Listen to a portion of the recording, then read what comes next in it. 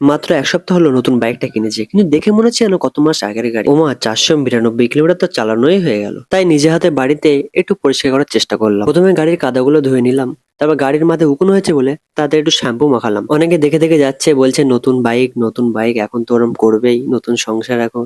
তো ভাই তাদেরকে বলতে চাই, ভাই নতুন বাইক একটা এতদিন পরে একটা এসছে নিজের। এন্ড বাইক কিন্তু ছেলেদের একটা ইমোশন। তুমি যতই ভাই যা খুশি করো না, কিন্তু বাইক তোমার রাগ হোক, দুঃখ হোক, চিন্তা হোক, ভাই একবার বাইকটা নিয়ে বেরিয়ে যাবে, সবকিছু যেন তখন ঠিক হয়ে যায়। এন্ড অনেকে আমাকে বলছিল, ভাই তুমি বুলেট চালাও, তোমাকে ভালো লাগে, বুলেট নেওনি কেন, বুলেট নেওনি কেন?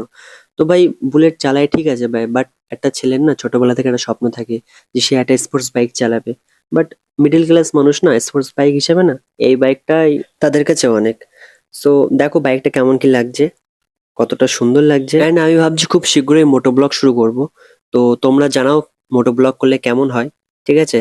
তো দেখো বাইকটা কিন্তু খুবই সুন্দর লাগছে আজকে। সো ভাই লোক, আমাকে একটু সাপোর্ট করো, ভালোবাসা দিও। দেখা হচ্ছে অন্য ভিডিওতে।